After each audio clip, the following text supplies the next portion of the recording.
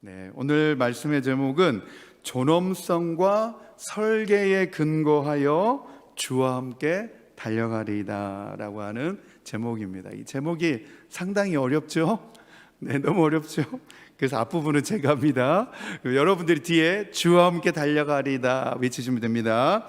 존엄성과 설계에 근거하여 주와 함께 달려가리이다. 한 번 더 하겠습니다. 존엄성과 설계에 근거하여 주와 함께 달려가겠습니다. 아멘, 아멘. 네, 목소리가 너무 마음에 듭니다. 믿음의 선포가 이루어지게 될 줄 믿습니다.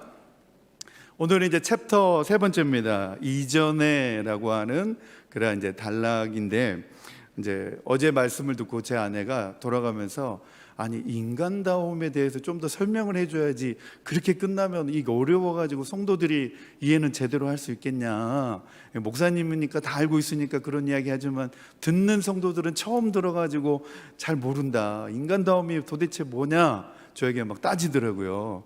저에게 왜 따지는지 모르겠는데 아무튼 이 책에 나와 있는 대로 내가 한 거다 했는데, 인간다움이라고 한 건 뭐냐면 이 인간답게 다움, 인간다운 가치를 말하는 겁니다. 그래서 다른 말로는 사람답게 사는 것, 우리가 사람답게 살아가는 것, 그것을 가리켜서 인간다움이라고 이야기를 하는데, 우리의 인간다움은 바로 하나님과의 그 관계성 속에서 찾을 때에 의미가 있다는 겁니다. 하나님과의 그 관계성 속에서 비로소 우리의 인간다움은 규정되어지고 찾을 수가 있고 의미가 부여되어진다라고 하는 내용이 어제의 말씀의 내용이었습니다. 그래서 첫 번째 날에는 존재론적인 성찰, 그리고 두 번째 날에는 우리가 존재론적인 규정, 바로 하나님의 그 관계성 속에서 나 개인이, 나라고 하는 이 한상인이라고 하는 사람이 하나님과의 관계성 속에서 규정되어질 때 우리는 참다운 인간다움을 우리가 발견할 수 있다, 그 내용이고, 오늘은 이제 존재론적 본질에 대한 내용을 함께 나누려고 합니다. 상당히 심오하죠? 네, 상당히 심오합니다. 자, 이 책에서 이제 유진 피터스는 이렇게 이야기합니다. 나라는 존재에 대해서 이전에, before라 그러죠. 과거를 떠나서는 지금, now, 지금 현재의 나의 모습은 별로 큰 의미를 갖지 못한다, 이렇게 이야기를 하고 있습니다. 지금은 나라는 존재의 아주 조그만 그 조각의 일부분이라는 거예요. 지금의 이 나의 현재 이 모습은 그 나라고 하는 존재의 작은 조각에 불과하기 때문에 이전에 이렇게 계속해서 축적되어지고 쌓여진 그것을 알아야 비로소 이해되어질 수 있다. 그래서 나라고 하는 존재의 과거, 이전의 모습으로 그 배경을 알아야 나의 존재에 대한 확실한 이해를 가질 수 있게 되어진다 라고 하면서 이제 이야기를 시작합니다. 그래서 이전에 이 before라고 하는 이 이전의 문제는 지금의 현재의 나의 그루터기를 지금 만들어 가고 있다라고 이야기를 하고 있습니다. 그래서 지금 현재의 나의 그루터기는 어디를 바라보아야 되느냐?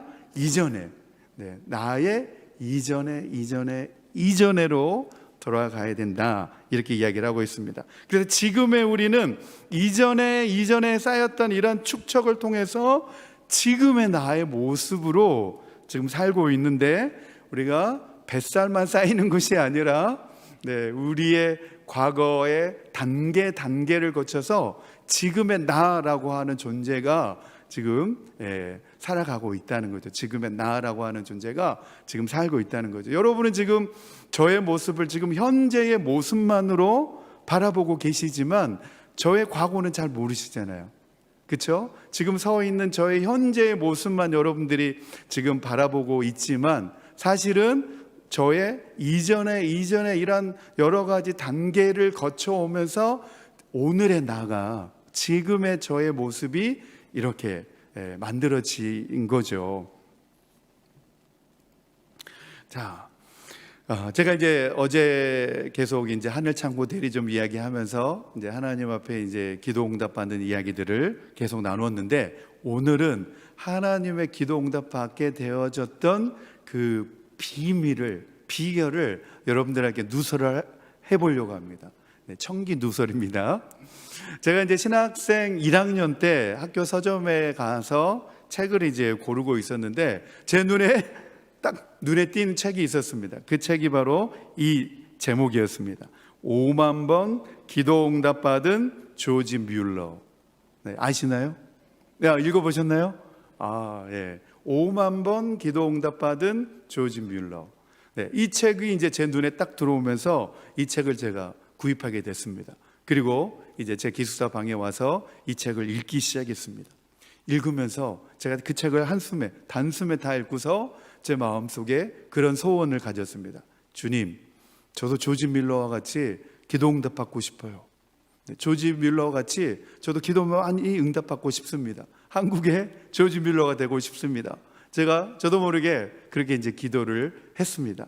그리고 이 조지 뮬러가 응답받는 기도에 대하여서 5가지로 이야기하고 있는 것을 오늘 제가 알려드리려고 합니다. 5만 번 이상 그 응답받은 조지 뮬러가 응답받는 기도에 대한 5가지에 대해서 이야기를 하고 있는데, 뭐라고 하고 있냐면, 첫 번째로 한번 따라해 봅시다. 주님의 십자가 공로만 의지하라. 주님의 십자가 공로만 의지하라, 이렇게 되어 있었습니다. 그래서 주 예수 그리스도만이 축복을 구하는 모든 간구의 유일한 근거이심을 묵상하면서 주님의 그 십자가의 공로를 의지하며 기도하라, 이렇게 되어 있었습니다. 그리고 두 번째는 뭐냐면, 따라해 봅시다. 모든 죄악을 고백하고 멀리하라. 모든 죄악을 고백하고 멀리하라. 내가 알고 있는 죄, 모르고 있는 죄를 고백한 다음에 그 다음부터 죄를 멀리하라는 거예요.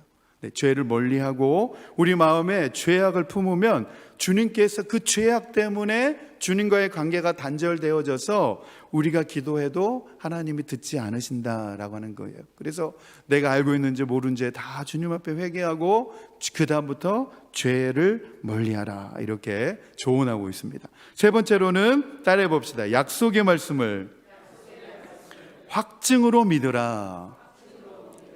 하나님의 약속의 말씀을 확증하라는 거예요. 내 마음속에 확증하고 그것을 그대로 믿으라는 거예요.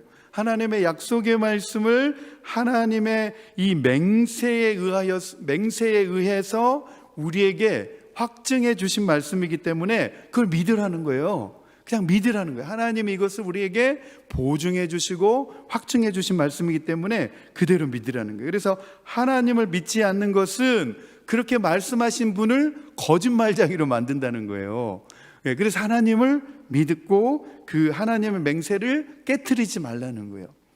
믿으라는 거예요. 그리고 네 번째로는 한번 따라해 봅시다. 하나님의 뜻에 일치되게 기도해라. 하나님의 뜻에 일치되게 기도해라. 이것은 무슨 의미냐면, 하나님의 뜻에 일치되게 기도해야 되는데 기도의 동기가 중요하다는 거예요. 기도의 동기가 경건해야 하며 정욕으로 쓰려고 하나님의 선물을 구해서는 하나님이 안 주신다는 거예요. 그래서 하나님의 뜻에 합당하게 경건하게 정욕으로 쓰려고 구하지 말아라. 하나님의 나라를 위하여 하나님의 뜻을 세우기 위해서 기도하라는 거예요. 그리고 5번째로 따라해 봅시다. 끈기 있게 간구하면서 기다려라. 끈기 있게 간구하면서 기다려라. 농사꾼이 오래 인내하며 추수를 기다리듯이 하나님을 바라보며 기다려라, 이렇게 조언하고 있었습니다. 저는 이 내용을 다 저의 내용으로 그냥 다 제가 다 받았습니다. 그리고 이 조지 뮬러가 기도했던 대로 이 원칙으로 삼아서 저도 하나님 앞에 이제 기도 생활을 시작하고 하나님 앞에 그렇게 간구하기를 시작했는데, 정말로 저의 인생을 되돌아보면 조지 뮬러와 거의 뭐 그만큼은 아니더라도 정말 많이 하나님이 저에게 기도 응답을 해주셨습니다.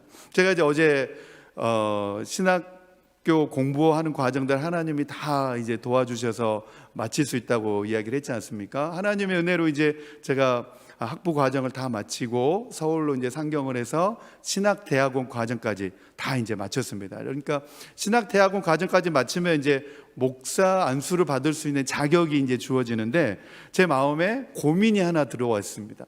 신학대학원을 이제 졸업을 앞두고서 제 마음에 한 가지 고민이 찾아왔는데 그 고민은 무엇이었냐면 이제 신대원까지 공부했으니까 이대로 목사 안수를 받고 목회 사역으로 내 진로를 정하여 가느냐 아니면 여기에서 공부를 더 해서 대학원까지 진학을 하느냐, 이것이 이제 제 마음 가운데 찾아온 고민이었습니다. 이 고민 가운데에는 제가 진학을 해서 대학원 진학을 해서 공부를 더 하고 싶다라고 하는 마음이 있었기 때문에 이게 이제 고민이 된 거죠.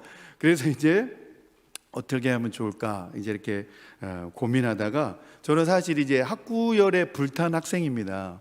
그래서 주말 되면 도서관에서 한가로운 그 도서관에서 공부하면서 그 공부의 낙을 즐겼던 그런 범생입니다.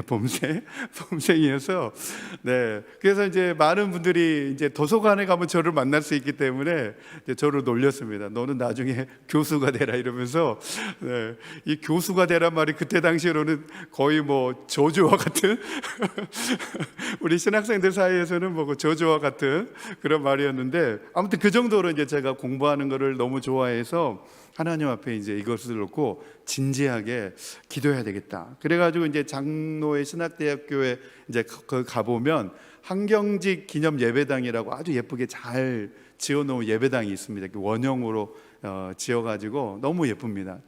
장로의 신학대학교 그 건물들이 다 예술적으로 아주 잘 지어져 있습니다. 그래서 이제 채플이 끝나고 나서 저는 이 문제를 하나님과 단판을 지어야 되겠다 생각하고 채플이 다 끝난 그 한경직 기념 예배당으로 이제 가서 제가 무작정 하나님 앞에 기도를 했습니다. 그리고 간절하게 기도했습니다. 그리고 얼마 동안 이제 기도를 하고 기도를 이제 마무리하려고 하는 시점에 제 마음 가운데 정말 벅찬 감동이 밀려왔습니다. 그 감동이 뭐였냐면 내 아들아 내가 너를 사랑한다. 내가 너와 함께하노라 라고 하는 그 감동이 저한테 벅찬 감동으로 밀려왔습니다.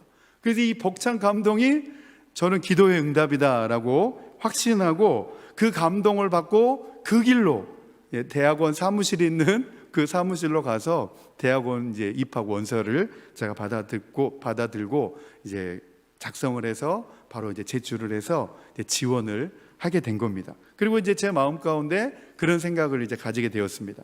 대학원 원서를 놓고 만약에 합격을 하면 이것이 하나님께서 나에게 공부의 뜻을 계속하라고 열어주시는 길이고 만약에 내가 시험을 봐서 불합격을 하더라도 이것은 나에게 목회 사역으로 가라고 하는 하나님의 뜻이다. 그래서 어느 길이든 나는 하나님의 그 인도해 주시는 대로 나는 가면 되니까 괜찮다라는 마음을 가지고 이제 그렇게 이제 했습니다.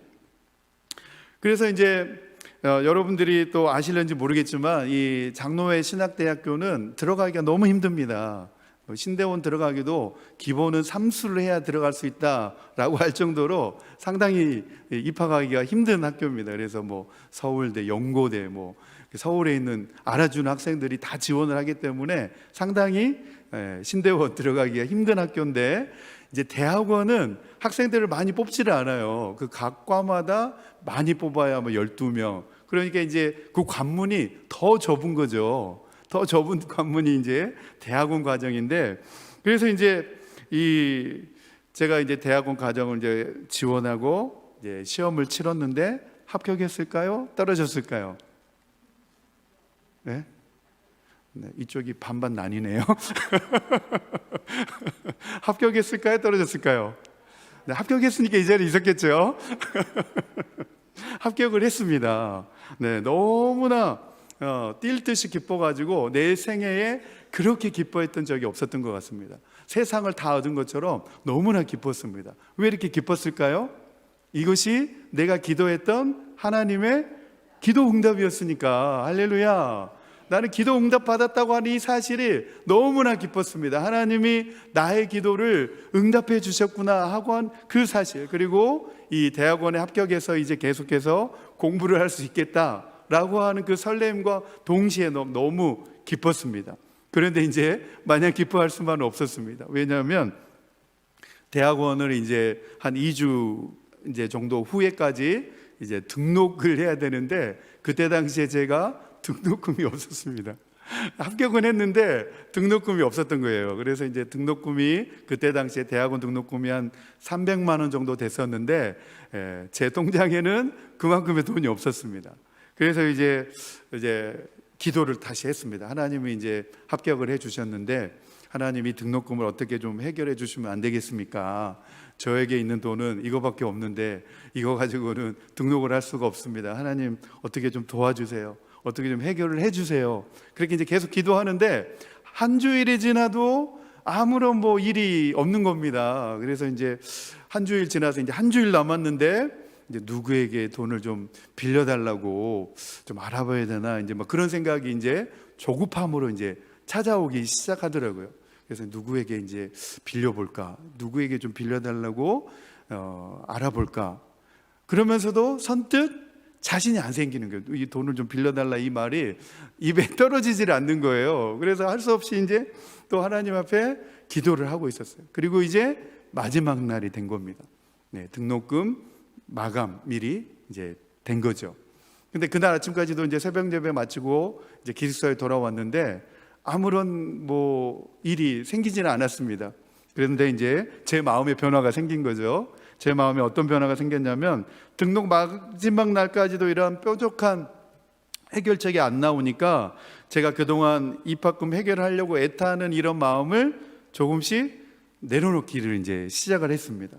내려놓는 방향으로 생각과 마음을 이제 정리를 하면서 제 마음 가운데 이제 그런 생각을 가지게 됐습니다. 만약에 내가 등록을 안 하면 이제 입학 대기자 명단 중에서 제일 첫 번째 사람이 그 사람에게 이제 기회가 주어지니까 아마도 하나님께서 나보다 더 간절히 이 대학원 공부를 하기 원하여서 기도하는 분이 계시나 보다. 그래서 내가 등록을 안 하면 아마 그분에게 이제 기회가 돌아가는 거니까 아마 나보다 더 간절하게 기도하고 계시는 분이 계신가 보다. 그러면서 이제 제 마음을 어느 정도 이제 정리를 해 가면서 이제 그렇게 이제 기도를 했습니다. 그리고 이제 제가 이제 마지막으로 이제 몇 시간 남겨두고 하나님 앞에 다시 그냥 감사 기도를 드렸습니다. 이제 거의 내려놓은 상태죠. 거의 이제 마음을 내려놓고 감사하게 생각을 하고 하나님 앞에 이제 기도를 드렸습니다. 뭐라고 기도했냐면, 하나님, 저 같은 사람에게 이만큼 은혜를 주신 것도 감사합니다. 그 어려운 대학원 시험에서 합격을 해 주신 것만으로도 저는 만족하고 감사합니다. 그리고 하나님이 인도해 주시는 대로 저는 맡기고 그대로 순종하겠습니다. 그리고 이제 기도를 마쳤어요. 그런데 한 몇 분이 지나지 않아서 저 핸드폰에 전화가 울려왔습니다. 전화가 울려왔는데 전화를 받아보니까 저랑 같이 공부했던 동기 전도사님이에요. 그래서 그때 당시에 이제 전도사였으니까, 한 전도사님 좀 어디 계셔요? 그래서 학교 기숙사에 있습니다. 그랬더니 그러면 빨리 학교 카페로 나오라고. 빨리 지금 빨리 급하니까 빨리 나오라고. 그래서 무슨 일인데요? 그랬더니 나와보면 안다고 빨리 나오라는 거예요. 그래서 이제 주섬주섬 옷을 입고 이제 학교 이제 카페로 이제 나갔더니 제 동기 전사님과 그 옆에 어떤 이제 그 여자 청년이 같이 앉아 있는 거예요. 그래서 소개팅이라고 할 거면 미리 알려줘야지, 옷이라도 좀 제대로 입고 나오든가 속으로 소개팅이라고 미리 말을 해줘야지 이러면서 이제 그러고 이제 있었는데, 이제 대화를 해보니까 이게 소개팅 자리는 아닌 것 같아요. 이제 보니까. 그래서 이제 제가 이제 대학원 합격했다는 소식을 듣고서 이제 이야기를 하시는 거예요. 대학원 합격했다는 소식 들었다. 그래서 어떻게 등록을 했냐? 그래서 아직 등록 못하고 그냥 기도만 하고 있습니다. 이제 그렇게 이야기를 했어요. 그랬더니 이제 그 옆에 앉아있던 같이 온 여자 청년을 저에게 이제 소개를 시켜주더라고요. 그래서 우리 교회 학교에 내가 맡고 있는 부서에 선생님인데 참 믿음이 신실하고 너무 참하고 좋으신 분인데 이번에 이제 이런 이유로 이제 내가 우리 그 전수사님 이야기를 했더니 한번 만나보고 싶다 그래가지고 학교로 찾아왔다는 거예요. 그래서 이제 그분이 자기 입으로 이제 이런 이야기를 하는 거예요. 이제 본인이 이제 그 일을 하면서 적금을 들었다는 거예요. 적금을 들어가지고 5년짜리 만기 적금을 들었는데 그게 이제 이번에 이제 만기가 됐다는 거예요. 그래서 이제 목돈이 생겼는데 자기가 이 돈을 놓고 하나님 앞에 기도를 했다는 거예요. 기도를 했는데 하나님이 돈을 그냥 다른 뭐 이렇게 그 쓰는 일에 그냥 쓰지 않고 허비하지 않고 좀 의미 있고 좀 보람 있는 일에 이 돈을 사용하고 싶습니다 라고 기도하는 가운데서 갑자기 교회에서 전도사님으로부터 제 이야기를 들었다는 거예요. 그리고서 이제 제 이야기를 듣고서 그러면 한번 학교에 가서 저를 한번 만나보고 대화를 한번 해봐야 되겠다, 그렇게 해가지고 저를 찾아봤다는 거예요. 그래서 이제 저에게 물어보는 거예요. 전도사님, 대학원 등록금이 얼마 정도 되나요? 이렇게 물어보시는 거예요. 그래서 등록금 입학금이 첫 학기 입학금이 한 300만 원 정도 됩니다. 그랬더니 그 전도사님하고 그 선생님이 어머 막 박수를 치면서 어머 세상에 이런 일이 다 있냐. 그 적금 든 그 돈이 딱 300만 원이었던 거예요. 네, 적금 만기로 받은 돈이 딱 300만 원이었던 거예요. 그러면서 이 선생님이 저에게 그렇게 이야기를 하는 겁니다. 그러면 이 돈은 하나님이 저에게 주라고 한 돈이 맞는 것 같네요. 그러면서 이제 저에게 주시겠다는 거예요. 그러면서 이제 이 돈은 하나님이 전도사님에게 주신 재정이니까 제가 전도사님한테 이거 빌려드리는 것도 아닙니다. 그리고 저에게 이 돈을 다시 갚을 필요도 없습니다. 그냥 이 돈은 하나님이 전도사님에게 주신 거니까 전도사님이 알아서 사용하시면 됩니다. 이러고서 이제 주시고 우리 갈게. 그러고서 이제 그분들이 이제 갔어요. 그리고 이제 등록 마감 1시간을 앞두고 있었는데 제가 이제 그 돈을 가지고 이제 등록을 하면서 입학이 이제 되어진 거죠. 할렐루야. 네, 하나님의 역사가 그렇게 일어난 겁니다. 그리고 이제 대학원 첫 학기를 은혜롭게 이제 그렇게 보내고 이제 2학기, 3학기째는 제가 이제 또 해결을 해야 되잖아요. 그래서 이제 조교를 지원을 했는데 우수한 경쟁력 가운데 제가 당첨이 돼서 또 조교를 하게 됐습니다. 그래서 이제 2학기, 3학기 또 학교에서 주는 장학금으로 공부를 잘 또 은혜롭게 마치고 이제 마지막 대학원 4학기째는 논문 학기이기 때문에 더 이상 조교를 할 수 없게 되는 거예요. 그래서 이제 졸업은 해야 되는데 이거 큰일이다. 그래서 논문 학기에서 이 등록금은 한 400만 원 정도 돼요. 이 논문 뭐 그 비용까지 다 포함되어 있어가지고 한 400만 원 정도 되는 돈인데 그 큰 돈이 저에게 없는 거예요. 그래서 하나님의 은혜로 이 3학기까지 잘 마쳤는데 마지막 등록금이 없네. 그러면서 이제 새벽 기도를 마치고 기숙사 방에 들어와서 제 그 기숙사 침대에 무릎을 꿇고 머리를 그 바닥에 엎드려서 정말 눈물콧물 다 쏟아내면서 하나님 앞에 기도를 한 거예요. 하나님 어떻게 좀 해결을 좀 해주세요. 그러면서 하나님께 기도하는데 하나님은 항상 전화로 응답을 주시는 것 같아요. 전화 문자가 띵동 그 아침에 온 거예요. 그래서 이것도 뭔가 해가지고 문자를 딱 확인해 보니까 제가 전에 사역했던 교회의 집사님이 이제 지금 그분은 전도사님이 되셨는데 그 집사님이 저에게 연락을 보낸 거예요. 그러니까 한참 만에 몇 년 만에 이제 연락을 주신 건데 전도사님 잘 계시나요? 그러면서 이제 안부 연락을 했다고 하면서 연락을 주신 거예요. 그런데 오늘 새벽에 새벽 기도하면서 이상하게 기도하는데 전도사님이 계속 생각나더라는 거예요. 그러면서 전도사님 혹시 뭐 무슨 일이 있으시나요? 이제 물어보려고 저에게 이제 연락을 했다는 거예요. 그래서 제가 이게 또 하나님의 응답인가 싶어가지고 조심스럽게 제가 오늘 아침에 이제 대학원 졸업하는데 대학원 등록금을 위해서 제가 기도를 하고 있었습니다. 그러니까 이 집사님이 막 웃으시는 거예요. 막 웃으시면서 알겠습니다, 전도사님. 한 1시간만 기다려 보세요. 그리고 이제 문자가 또 왔어요. 전도사님, 통장 계좌번호 불러주세요. 통장 계좌번호 불러주세요. 이렇게 이제 문자가 온 거예요. 그래서 제가 이 아침에 이게 무슨 날벼락이냐. 갑자기 무슨 또 통장 계좌번호를 또 불러달라고 하시냐 이러면서 제가 이제 계좌번호를 이제 보내드렸더니 이분이 여자 집사님이세요. 오늘 아침에 제 남편 이제 출근할 때 남편 통해서 전도사님에게 그거 보내달라고 할게요. 그래서 등록금이 얼마인가요? 알려주세요. 그래서 제가 한 400만 원 정도 됩니다. 그랬더니 제 남편 보고 보내라고 할게요. 전도사님 기도 많이 하세요. 이러시더라고요. 그래서 이제 조금 있다가 계좌로 확인해 보니까 500만 원이 들어온 거예요. 그래서 제가 이제 이게 보면서 아이고 이게 집사님이 이거 잘못 보냈나 보다. 그래가지고 다시 전화를 드렸어요.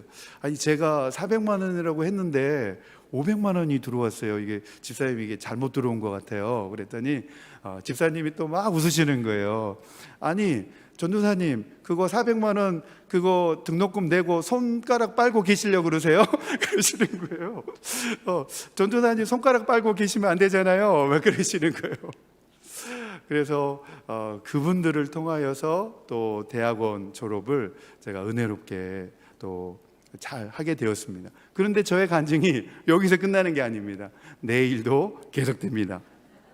내일도 계속되는데, 자, 오늘 이제 첫 번째 주제입니다. 첫 번째 주제, 우리 첫 번째 주제 같이 읽겠습니다. 시작. 인생을 제대로 살려면 우리 이전에 시작되었고 우리가 아닌 하나님에 의해 마무리될 그런 이야기의 중간 대목에 우리가 살고 있음을 알아야 합니다. 아멘, 아멘. 이게 너무나 중요합니다. 우리는 지금 어디에 살아가고 있느냐? 하나님이 펼쳐놓으신 그 대목 가운데 우리가 모두가 다 살아가고 있는 줄로 믿습니다. 네, 예레미야도 그랬습니다. 하나님이 그에게 뭐라고 말씀하시냐면 이전에 하고 계셨던 일에 대하여서 예레미야에게 들려주십니다. 그 내용이 예레미야 1장 5절 말씀이었습니다. 다시 한번 우리 읽어보겠습니다. 시작. 내가 너를 모태에서 짓기도 전에 너를 선택하고 내가 태어나기도 전에 너를 거룩하게 구별해서 뭇 민족에게 보낼 예언자로 세웠다. 이렇게 말씀하고 있습니다. 네, 그림 하나 보여줄래요? 네, 요 사진입니다. 무슨 사진인가요? 네, 뱃속에 있는 태아 사진입니다. 네, 잠시 한번 묵상을 해보겠습니다.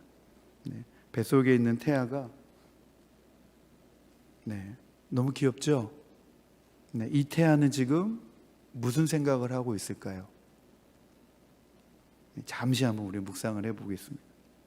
이 사진을 보면서 뱃속에서 이 태아는 지금 무슨 생각을 하고 있을까? 저는 이제 제 아내와 결혼을 하고 이제 하와이에서 만나서 결혼을 하고 임신이 돼서 너무 기쁜 나머지 이제 생전 처음으로 인생 처음으로 산부인과를 이제 아내와 함께 이제 다니게 되었는데 어느 시점에 되니까 병원에서 초음파로 이제 뱃속의 태아의 모습을 보여준다고 이야기하더라고요. 그래서 이제 인생 처음으로 뱃속에 이제 초음파를 통해 가지고 아이의 태아의 모습을 제가 보게 되면서 그 생명의 신비가 너무나 경이롭고 신비로워서 감탄을 금할 수가 없었습니다. 야, 우리 육안으로는 볼 수 없잖아요. 뱃속의 그 태아의 모습을. 그런데 초음파로 딱 되니까 화면에서 뱃속에 우리 한결이의 모습이 딱 보여지는 거예요. 그러면서 야, 이 생명의 신비라고 하는 것이 야, 너무나 감탄할 수밖에 없구나. 그 화면에서 이 뱃속에서 우리 한결이가 이렇게 태동하고 있는 모습이 그 화면에 나타나는데 너무나 감동하고 감탄을 했습니다. 여러분, 뱃속에 있던 한결이가 지금 엄마 아빠가 자기를 보고 있다는 걸 알았을까요? 몰랐을까요? 이게 어려운 질문인가요? 이게 그렇게 어려운 질문이었나? 뱃속에 우리 한결이가 엄마 아빠가 지금 초음파를 통해 가지고 나를 보고 있구나 이렇게 알았을까요? 몰랐을까요? 몰랐죠. 모르죠. 당연히 모르죠. 이 아이가 어떻게 그걸 알까요? 모르죠. 당연히 모르죠. 그런데 엄마 아빠는 지금 그 아이를 보고 있잖아요. 이 아이가 지금 건강하게 잘 자라고 있는지, 지금 뭐 하고 있는지 초음파를 통해서 비춰보면 다 보이잖아요, 화면에. 그런데 한결이는 엄마 아빠가 지금 보고 있다는 걸 알까요? 뭘까요? 전혀 알 수가 없습니다. 이 아이는 엄마 아빠가 지금 나를 초음파를 통해서 보고 있다, 그거 알 수 있는데요 하는 분들은 따로 상담을 좀 받으세요. 네, 절대 알 수가 없습니다. 이 아이는 뭐 부모가 보는지 초음파를 대는지 알 수 없습니다. 마찬가지입니다. 우리의 인생도 사라졌네. 이와 같습니다. 우리는 알지 못하지만 하나님은 우리를 다 들여다보고 있습니다. 우리가 무슨 생각을 하고 있는지, 어떤 마음을 품고 있는지 하나님의 초음파로 우리를 한 사람 한 사람 다 들여다보고 있는 줄로 믿습니다. 여러분, 여러분의 인생에 누가 들여다보고 계세요? 하나님이 들여다보고 계십니다. 그러므로 여러분, 여러분의 인생의 해답을 찾느라 불안해하고 전전긍긍할 필요가 없습니다. 뱃속의 태아가 내 태어나면 어떻게 해야지? 학교는 어디를 다녀야 되지? 나 태어나면 어느 동네에 살아야 되지? 네, 이런 걱정을 하고 있을까요? 안 그렇습니다. 그 태아는 자기가 태어날 그 시점까지 평안히 있을 것입니다. 마찬가지입니다. 하나님도 우리 인생의 모든 것을 다 처음부터 끝까지 다 들여다보고 계신다라고 하는 사실입니다. 우리는 수수께끼 같은 인생을 사는 것이 절대 아니라는 것입니다. 그분은 우리를 너무나도 나보다도 더 잘 아시는 분이십니다. 나보다도 더 나를 잘 아시는 분이 바로 하나님이십니다. 그렇기 때문에 우리 인생에 관한 진실을 가장 잘 알고 계시는 분이 바로 하나님이시라는 거예요. 우리를 이 땅에 보내시기로 작정하신 분도 누구십니까? 하나님 그분이십니다. 우리를 이 땅에 보내시겠다라고 작정하셔서 보내셨기 때문에 우리가 이 땅에 태어나게 된 줄로 믿습니다. 우리는 우연히 엄마 아빠가 잘못해가지고 태어난 게 절대 아니라는 것입니다. 우리는 하나님의 선택을 받았기 때문에 우리는 이 땅에 오게 된 줄로 믿습니다. 그렇기 때문에 나는 하나님 앞에서 소중한 존재이고 존귀한 존재이고 결코 나는 있으나 마나한 존재가 아니다라고 하는 사실입니다. 그렇기 때문에 하나님이야말로 우리 인생의 모든 것이 흘러나오는 중심이라고 하는 사실을 오늘 우리 기억하고 돌아가시면 좋겠습니다. 자, 우리 말씀 생각하면서 우리 결단하면서 찬양하겠습니다.